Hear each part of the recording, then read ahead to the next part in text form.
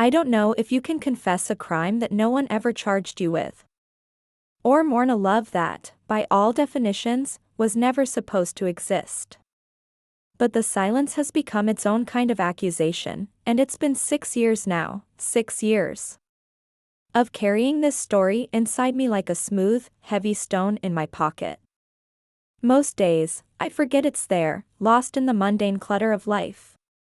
But then there are nights, or quiet afternoons, when I'm alone, and my hand finds it. I take it out in the dark, when no one is watching, and I feel its weight, its cold, undeniable reality.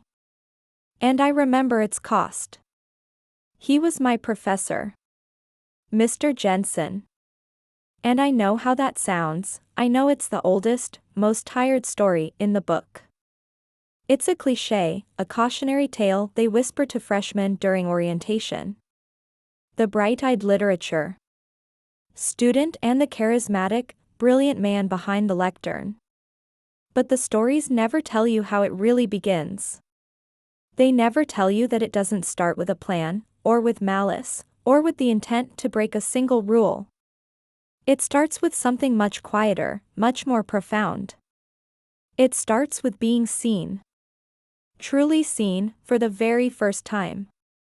I was 19, a sophomore at a small, prestigious liberal arts college in New England, the kind of place where the autumns are a postcard of impossible colors and the winters are a brutal, isolating white.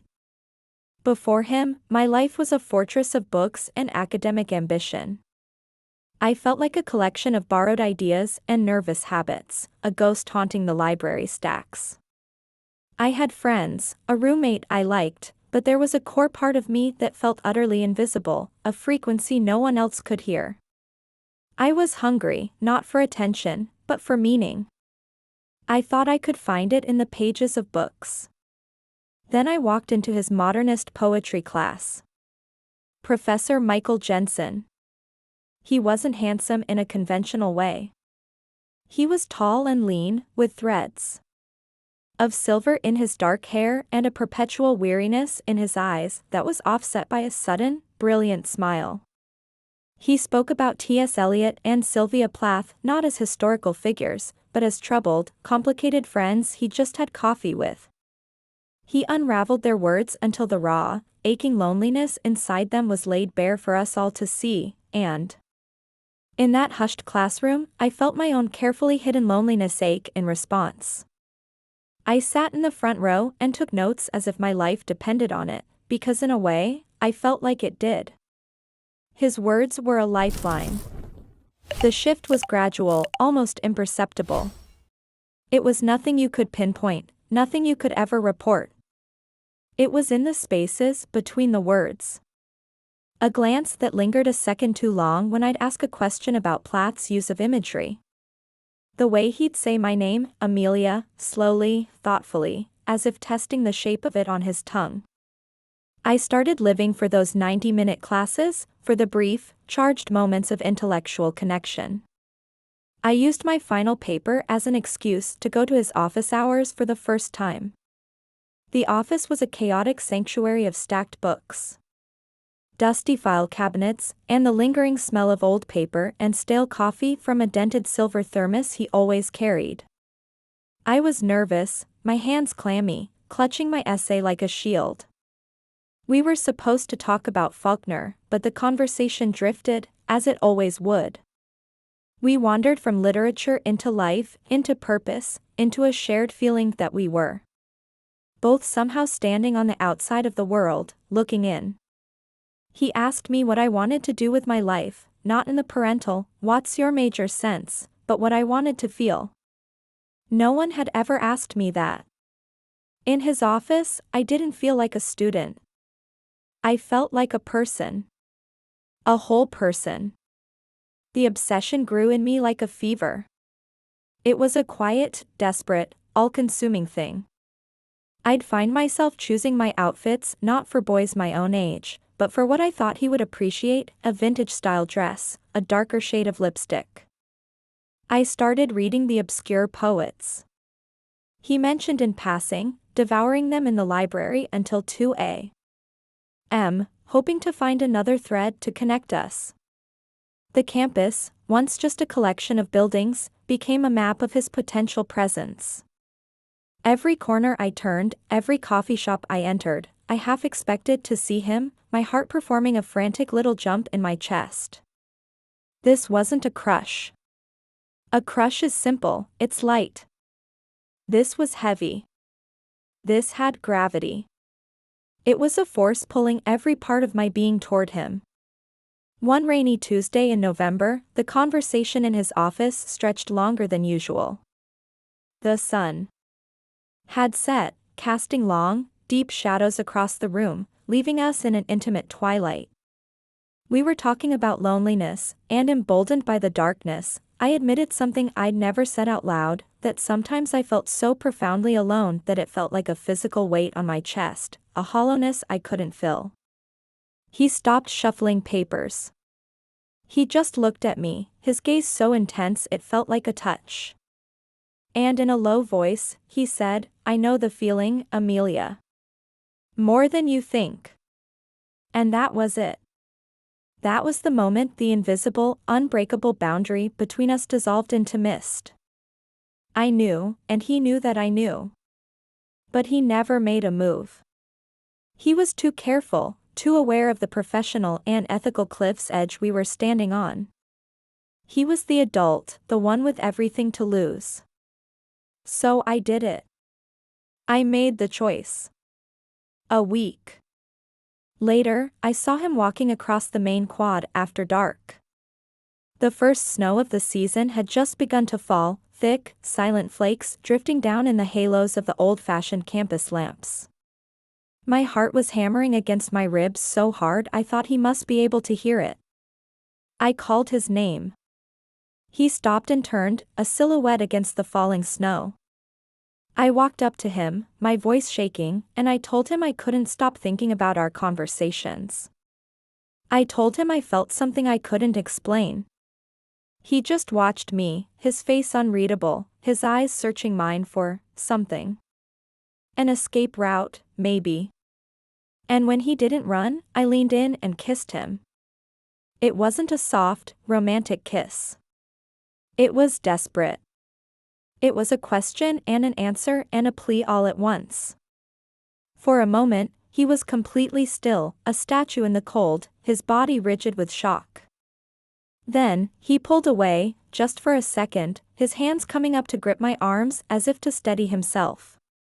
He whispered my name, Amelia, and it sounded like a prayer, or a curse, or both. And then he kissed me back. It wasn't gentle. It was like a man dying of thirst finally finding water. It was a decade of loneliness and restraint and quiet desperation pouring out of him. It was terrifying. And it was the most real thing I had ever felt. What followed was not a romance. It was a secret. It was a storm contained in a teacup, a whole universe that existed only in the shadows. We never went on dates. We never held hands on campus. We communicated through a burner app, our words a frantic, coded language of desire and fear. He bought a separate, prepaid phone. So did I. Our relationship lived in notifications, in short, cryptic messages that would make my heart race. Bookstore, 8 p.m., an hour away. Are you free to drive? We'd meet in his car, parked in the deserted back lot of a 24-hour supermarket in a town I'd never heard of, the windows fogging up from our breath in the winter cold. Sometimes we wouldn't even talk. He would just take my hand, his thumb tracing patterns on my knuckles, and we would sit in the silence, the only two people in a universe that we had created and that could be destroyed at any moment. Other times, we talked for hours. He told me about his failed marriage, about the novel he'd been trying to write for 15 years, about a deep-seated fear of mediocrity. I told him about my family, my dreams, my own fears. I felt like I was finally showing someone my soul, and he wasn't running away. In fact, he was showing me his, too. I told myself this was love. It had to be. It was electric, dangerous, and it made me feel more alive, more myself, than I had ever been. He was the first person to see the darkness and the complexities in me and not want to fix them, but simply understand them. He met me there. But the fear was a constant companion. The thrill of a secret message was always followed by the cold dread of being discovered. I lied to my roommate, inventing late-night study groups. Every time a car parked next to us in that lot, we would freeze, our conversation cut short, waiting for the flash of headlights, the knock on the window. Things built in shadows are destined to collapse. The first crack appeared when a classmate, a girl from my dorm, mentioned seeing my beat-up Honda Civic in the parking lot of a diner in that town an hour away. "Weird," she'd said casually in the dining hall, "I didn't know you ever went out there." My blood ran cold. I mumbled something about visiting a friend. But the seed was planted. A rumor, light as air, began to circulate. It was a poison that spread slowly, changing the way people looked at me. His demeanor in class changed overnight. The easy charisma was replaced by a tight, strained formality. He stopped calling on me. The glances that had once been my lifeline were now gone, and their absence was a physical pain, a constant, dull ache in my chest. Our secret texts became shorter, more panicked. The end came not with a bang, but with a frantic, whispered phone call. "They know," he said, his voice strained. "Someone made a formal complaint. An anonymous one. The dean called me in." I could hear the sheer terror in his voice. "I have to end this, Amelia. Now. Before it destroys you. Before they drag you into an investigation." He told me he was going to resign. He said it was the only way to protect me, to keep my name out of it. He said he was sorry. And then he said, "Goodbye, Amelia."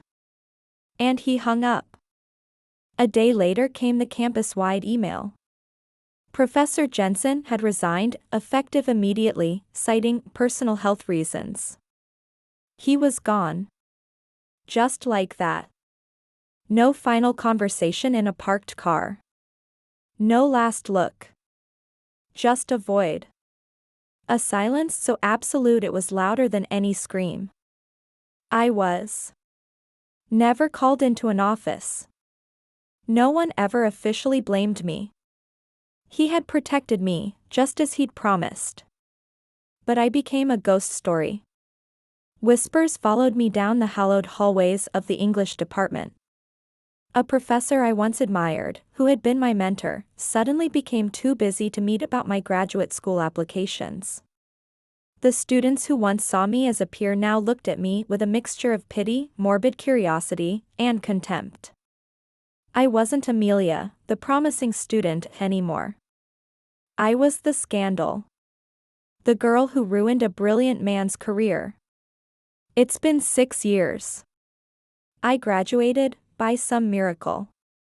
I moved to a city on the other side of the country, a sprawling, anonymous place where no one knows my story. I have a respectable job in marketing. I have friends who I laugh with. I've dated men who can hold my hand in public, who I can bring home for Thanksgiving. I have built a life that is safe and stable and predictable, and everything that my time with him was not. It is a good life. A quiet life. But some nights, when the city is finally quiet and I'm lying in bed, I can still feel the ghost of his hand in mine. I'll be in a used bookstore and the specific smell of old paper and dust will hit me, and for a gut-wrenching second, I am back in his office, 19 years old and so full of a dangerous, impossible hope. Do I regret it? The answer changes with the light. On sunny days, when my life feels full, I think yes. Yes, of course. I regret the lies, the pain, the career he lost. The shame still burns my throat sometimes. But not always. In the quiet moments, in the dark, the answer is no. Because for a few stolen, reckless months, I felt a kind of connection so powerful it rearranged my soul. It was a lesson in intimacy and loneliness and desperation that I was never supposed to learn, and I am a story he will never be able to tell. But even now, after all this silence, I remember the way he looked at me in the falling snow that night, like he was seeing something he had been waiting for his entire life. And I still don't know if what we had was love, or if it was just the most beautiful, tragic ruin I have ever known.